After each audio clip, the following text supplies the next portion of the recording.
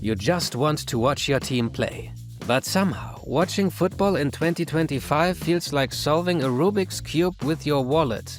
You've got your Sky login on the TV, TNT app on your phone, Amazon Prime on the tablet, and somehow your team's still not on. In the UK, you need 3 separate subscriptions just to follow one league, and pay twice as much as a decade ago. So fans became pirates. Fire sticks, Reddit links, Discord streams, you know the drill. We don't, we just read about it. Illegal streaming has exploded. Not just in shady corners of the internet. There are even chants about it in the stadiums.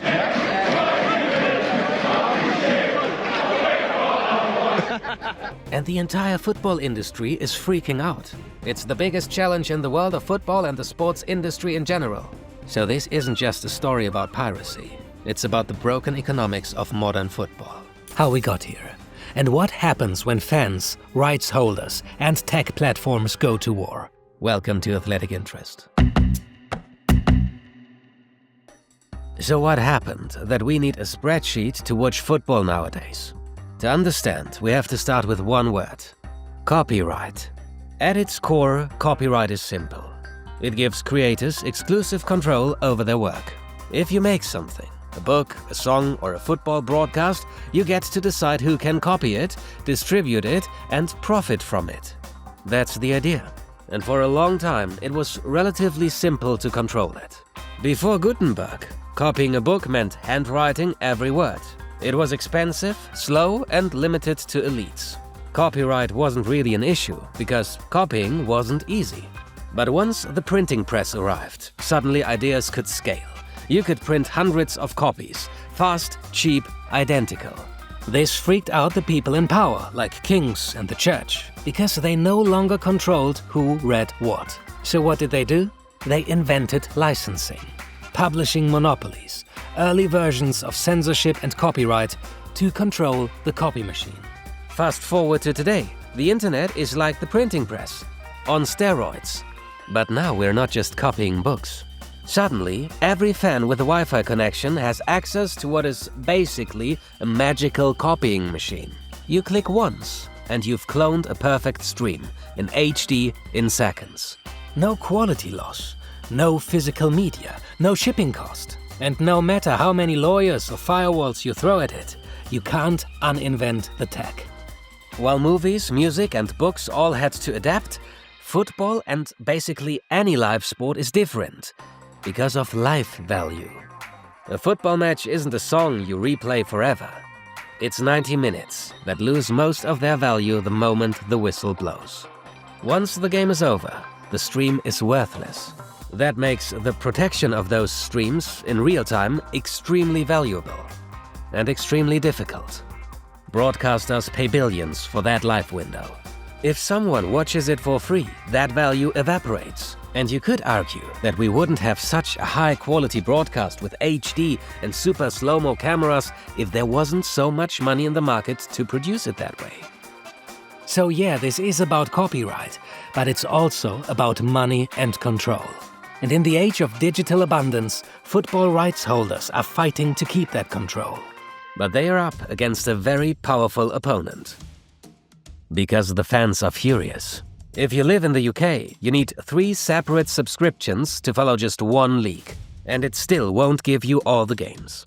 In Germany, DAZN more than doubled its monthly price in just 2 years. In Italy, fans protested price hikes by boycotting the platform altogether. And in France, so many fans boycotted DAZN that the company stopped paying the league, arguing that illegal streaming is killing their business model. The fans are tired of the fragmentation and the prices, so they look elsewhere. Fans adapt, and creators need to adapt too. But just like watching your favorite team's next match without spending a fortune, keeping up in a constantly changing online world isn't easy. That's why you need smart tools. Legal smart tools.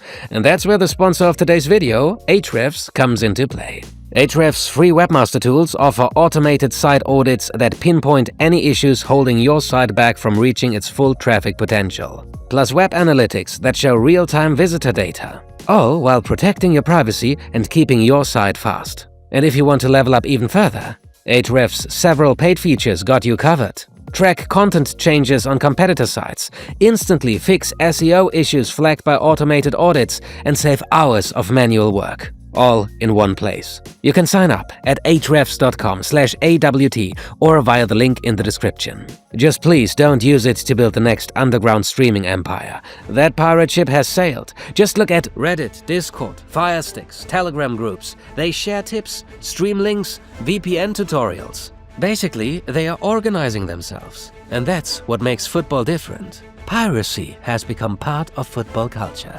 You see shirts in the pubs and hear it from the stands, loudly enough for Sky's microphones to pick it up. And that sort of movement is what makes this so interesting and threatening to the corporations and people running the show. It's a signal that something in football's media model isn't working anymore. So the football industry is trying to fix it, or at least to fight back. While fans click links, rights holders call their lawyers. There's a whole industry built just to protect content, digital rights management. For example, the software that locks each stream behind encryption. Think of it like a digital bouncer checking if you're allowed in.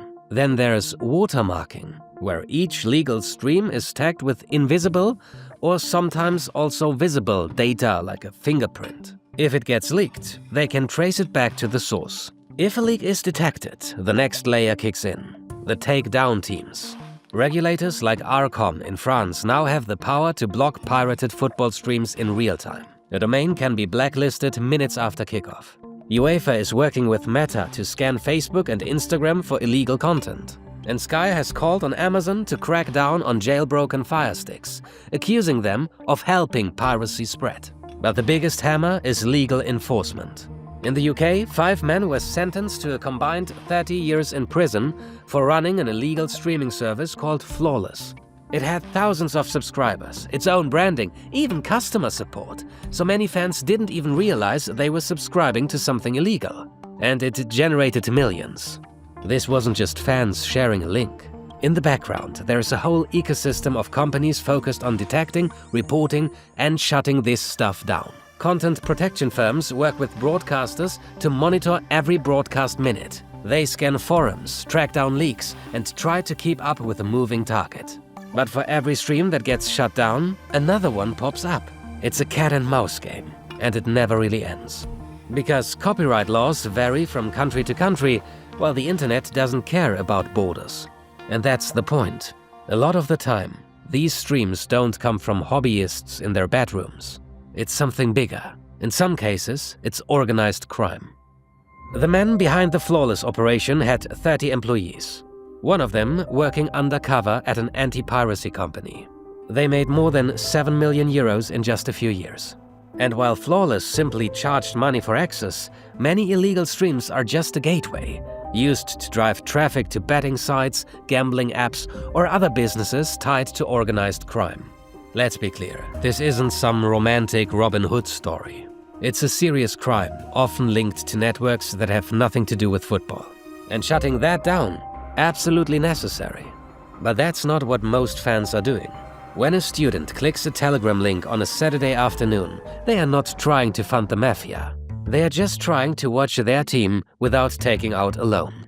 It's a reaction to a system that feels broken. For years, broadcasters overpaid for football rights and passed the cost down to fans. But in most cases, no one made a profit. They just kept overpaying, finding new investors or ways to cross-finance it. Then the internet changed the rules. In a world where creators sell memberships directly through YouTube or Twitch, the middleman looks outdated. So maybe the future isn't about fighting piracy harder. Maybe it's about rebuilding the product. Lower prices, simpler access. Because if rights holders don't adapt, the value of football media rights will keep declining. Not just because of piracy, but because fans will stop paying. Look at what's already happening. FIFA struggled for months to sell the Club World Cup rights. Then they finally found a buyer in DAZN who will stream the tournament for free. How? Reportedly with a little help from Saudi money. DAZN paid $1 billion for those rights, just after Saudi Arabia invested the same amount into DAZN. So again, this isn't about selling subscriptions and ad slots. It's about power and control. And it's proof that the old model is under pressure. Yes, piracy is illegal. And yes, it's a real threat to the business of football. But let's be honest, the business of football isn't exactly struggling. Transfer fees are still insane, executives still fly private, and somehow every other deal still includes crypto or blockchain. Illegal streaming didn't appear out of nowhere. It's the symptom of a broken system. And if the industry doesn't fix it, the pirates will keep sailing.